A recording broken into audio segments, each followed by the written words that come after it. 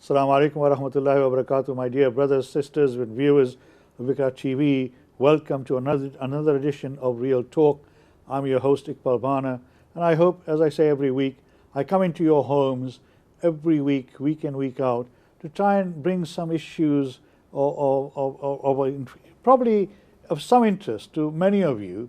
I hope that most of you will find whatever I bring to you and that we try and discuss subjects and issues will resonate with you on a day-to-day basis. We've touched all sorts of issues in the past, all subjects in the past as well. We've had, ranging from health to education to social welfare and other matters. And, although we do a legal program on Iqra TV on a regular basis, there's one particular person that I wanted to come on my program for quite some time, and we've not managed to diarize ourselves, because when I introduce my guest, you'll understand why. I mean, she's an extremely busy person, not just in her legal profession, but the community activity that she does, the amount of work she does helping other organizations and other people, particularly at community grassroots level, is phenomenal. Whenever I attend charity events in the Bradford or Yorkshire area, I always see her around there, around those areas as well. She's always there at the forefront of some of these activities. Some of the basic work that is going on at the grassroots level, she is there helping, not just financially, but with her time and her advice and her guidance as well. She has been instrumental in many, many legal issues in the past, and recently, the most recent past has been the case of Azim Rafiq, the cricketer who I'm sure you all have heard about what happened to him when he played for Yorkshire Cricket, and that case went on for a long time, and she was the legal counsel and advisor to Azim and fought the case on his behalf. So can I introduce to you my esteemed guest today, whose name is Asma Iqbal. She's a partner and head of corporate recovery and insolvency department at Chadwick & Lawrence, which is a well-known firm in West Yorkshire and probably across the region as well. Asma has been there for many, many years, and although she works in the finance side of it, she has been involved in employment law as well. And as I said, she was instrumental in supporting Azim Rafiq with her colleagues at Chadwick & Lawrence to fight his claim of discrimination against Yorkshire County Cricket Club. As you probably will know and should know probably, if you follow the news in this country and abroad, that Azim won his case, and as a consequence of that, lots of changes took place at the highest level of Yorkshire County Cricket. I'm sure that case was the watershed, because after that case, a lot of other people came forward and started to say, it happened to me as well in the past, and emboldened a lot of people to come forward and talk about racism in institutional organizations. Many of us thought that racism had gone past and we've gone beyond that, but obviously this case proved that it still exists. So can I introduce to you Asma Iqbal. Assalamu alaikum wa rahmatullahi wa barakatuh, Asma. Thank you for coming. Thank you for giving us your time. And thank you for trying to share with us. Asma, by the way, is not just a local personality. She has been acclaimed locally, nationally and internationally as well. She is the most influential South Asian in Bradford. She was one of the senior, most influential lawyers in 2022, outstanding business leader in 2022 in the Yorkshire Hero Awards, diversity and inclusion leader for Northern Leader Awards for 2022. She has been on a number of TV programs. She's been a finalist in the Bradford Means for Business and Barclays Woman of Achievement in 2019, and finalist in the highly commended British Muslim Award 2020, and she's chair of R3 Insolvency in Leeds. So you can see her portfolio is quite broad. So she's not sort of narrowed down to a particular subject, although she's involved in professionally on insolvency, but she has got her tentacles in other areas of law as well, particularly in employment law, as we will talk to her later. So Asma, welcome. Assalamu alaikum wa rahmatullahi wa barakatuh. I'm sure that will not do justice to, that introduction will not do justice to you, but I'll try my best. Thank you so much. Thanks for coming. Thank you for inviting me. Now, can I start by saying, obviously you're a young woman. Oh, by the way, your daughter got married, I believe, a couple of weeks ago. So may Allah give her the highest reward, blessings, and on the couple as well and the families. Thank you. And may that be the joining together of two families and happiness for the rest of her life. Thank you. You're a Bradford-born person. I am. You grew up in Bradford. I did. And you went to university and became a lawyer, obviously. What drove you into the law rather than usually medicine, accountancy, chemistry, pharmacy? What was the attraction in law? So from a very early age, the importance of speech, being able to communicate, was important to me. My mum didn't speak any English, Right. so I would often translate for my mum in circumstances where we would be at the doctor's, or if there was any issue at home that needed translation, it would be me. And I became quite aware of the fact that communication was a real important tool to have. I must have been around 10, maybe 12 years old, and my sister's passport got lost through the consulate with some issues, and my dad asked me to write a letter of complaint, which I did, and I got invited in by the High Commission, and they weren't expecting an 11-year-old girl, but I'd written on behalf of my dad, and they were quite impressed that they'd taken note of the complaint, and they'd apologised, and we found a way out. And again, it dwelled on me that the ability to communicate and get your point across, be it verbally, be it in writing, people took note. So for me, I took a real interest in sort of that aspect. So I participated in a lot of debating competitions throughout school, and I say my mum didn't speak English. She would often attend with me, so she didn't have a clue as to what I was speaking about. Strong support from the home. Yeah, so she would be in the audience, and I'd say to Mum, it doesn't matter that you don't know what I'm talking about. It just gives me courage knowing that you're there. My mum passed away in 2018. So for me, it's important that I sort of furthered that work in a way that she supported me, my dad supported me. Right. So the legal aspect of it was just the route I took because of my love of reading and speaking, and it was just a natural progression. Is it? So I mean, law is a very complicated area to a certain extent. It is. You need a special aptitude towards it. What do you feel that you had that sort of didn't attract other professions that you could have probably gone into? I'm sure you're the type of person, I mean, I've known you, I've met you several times, whichever discipline you'd gone into, you would have been a shining star anyway. Yeah. Right? Well, just even in... You just like arguing with people. Even in... well, my husband will say that, yes, there's often an argument that I have to win. But I think even in law, there's various disciplines. Yes, there is, yeah. And wherever you train and you find yourself training in a certain discipline and area, you kind of fall into that.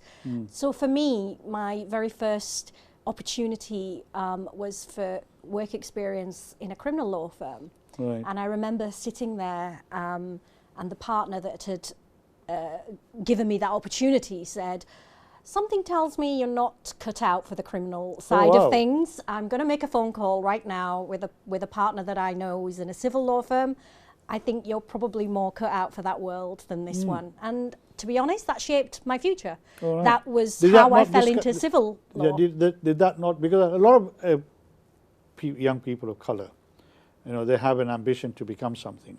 And in my days, long time ago, careers officers used to divert you. So, you wanted to become an accountant or a pharmacist, and they say, oh, no, I think you should become a mechanic. Yeah. And African Caribbean youngsters found that quite common. Did that not sort of distract you or anything like that? To say, no, I want to be in criminal law, and I've been shunted somewhere else. But I didn't. So I just wanted an opportunity. Yes. I was one of many students who had applied for a training contract or a job everywhere where my CV wasn't doing justice to me. It was being rejected. So I needed an opportunity to get before a company so that they could see whether I was able to offer me a job. So for me, it wasn't that I was determined to be a criminal lawyer or that had my heart set on it. You just wanted to get into law. I needed to get into law. And I had to think outside the box because the CV and sending it in just wasn't doing it for me. Did you think at that time that maybe one of the reasons why you were not getting the responses was maybe because you were of Asian of colour? I think that's absolutely right. That's why I was being rejected. Right. I think there was that much competition that my name on the CV probably deterred people at times, and thought, well, you know, and the university I came from, you know, and where I'd, you know, my parents, I had nobody in law. And at the time that I applied, a lot of people said to me, it's not about what you know, it's about who you know. Well, I didn't know anyone. So it's the old boys network, isn't it? And, yeah. Usually men, wasn't it? Yeah, and I didn't know anyone. I was starting off my legal career not knowing anybody in law before me. But I'm always up for a challenge. So for me, it was, I think if I can get into an organisation, I'll be able to prove my worth. They'll be able to see that there's value I can add. And alhamdulillah, that's exactly what happened. That became, the work experience became the mini interview, so to speak. And I managed to secure work experience and then training contracts everywhere that I worked on a voluntary basis. And did you find with your fellow colleagues, I mean, you find this in lots of other professions, but I'm not sure about the legal profession, that because you were different, you were treated slightly differently and you had to work, I mean, a lot of people of colour say, you know, we had to work extra, harder to prove our net worth. Is that something that you went through as well? Absolutely. I took it upon myself once I'd qualified to break away from the norm of an area of law. I wanted to practice in a niche area. Insolvency is not something that was known for Asian lawyers to delve into. So I became one of the first, I was certainly the only Muslim woman practicing in insolvency law. So when I secured the position, and I was headhunted at the time, and I went to work in insolvency, I soon realised what a challenge I'd taken on. It was a male-dominated area of law. There was a culture of drink. There was a culture of networking on the golf course, none of which I did. And I thought, wow, now what do I do? I've put all my eggs in one basket here. I enjoy the challenge. I want to do this, but I don't want to compromise who I am. And luckily for me, the senior partner that I was working with, he was an Orthodox Jew, and his religion was very important to him. I was going to ask you, because a lot of people, you know, find that exactly the same situation where either it's pubs or the golf course is where all the networking happens, and that's where opportunities are created. But then, you know, people have to compromise their principles and values. I'm sure you must have faced that as well. That became the reason why Stephen Fries, who was my mentor, the senior partner I was working with, he was also a judge.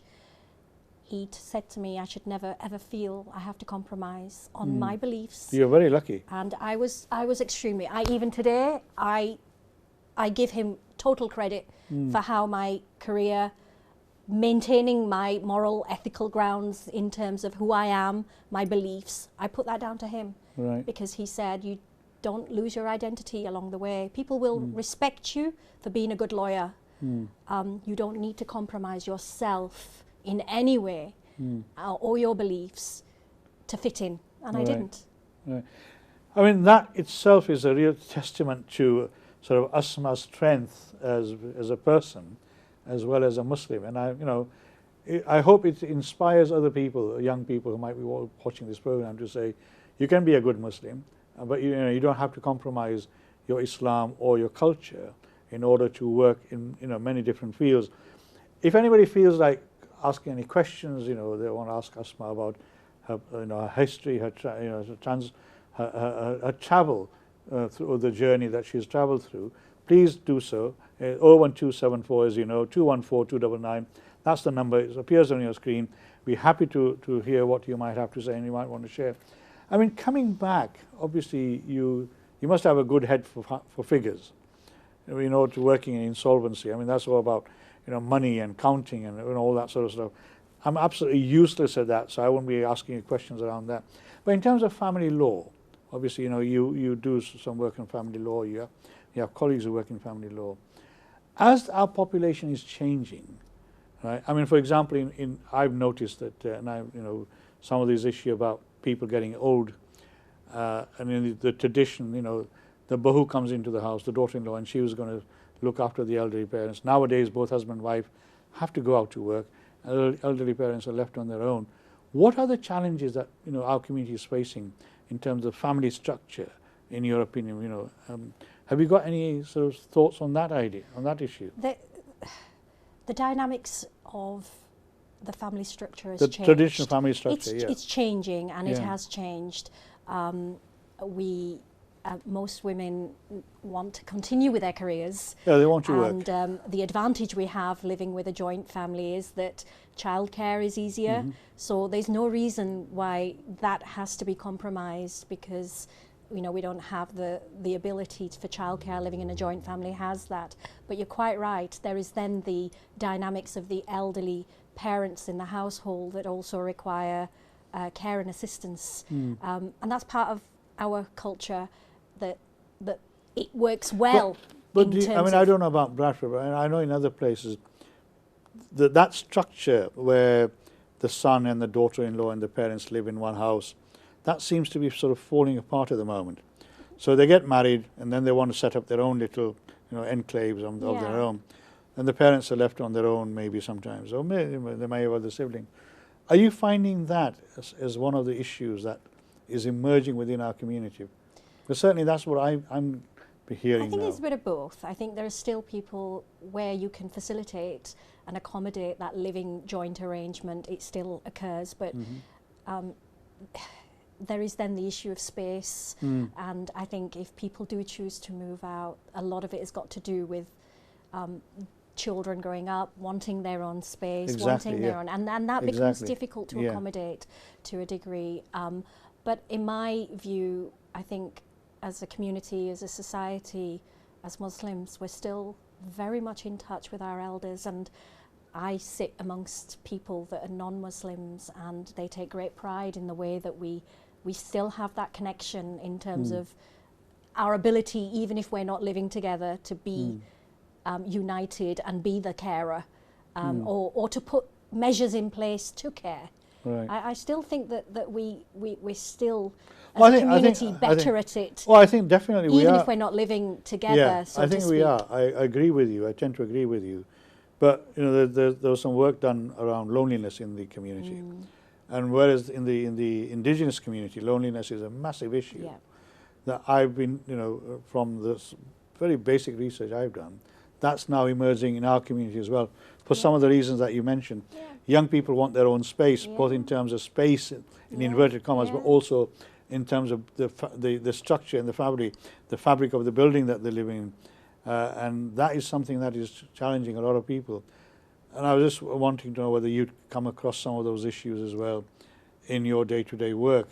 I don't do family law myself, so but that we have a team of family lawyers that I'm sure, but that come across the dynamics of dealing with that as a family, and whether that results in then an acrimonious situation in family law where there is a separation element involved. So you've got to be mindful of the pressures that brings with it. Yes. Because ultimately, if you are working, and as a working mum myself, I know that when I come home from work, that time is precious. And it's trying to manage that and trying to be the best at what you can be in that time you have available as a mum, as a wife, as a daughter-in-law, as a friend. It's managing that time, and it's not easy. Oh no, it isn't, and that's why I think what I'm hearing is a lot of the cracks in the system are appearing, because a full-time mum, professional, a husband is also professional, either in a business or whatever it is, and obviously the parental responsibility that people have. Usually it's the most eldest son or daughter who have that responsibility. That those for example, people have properties, and if they go into a care home, there's an issue around that. But obviously that's another subject that we might want to talk about.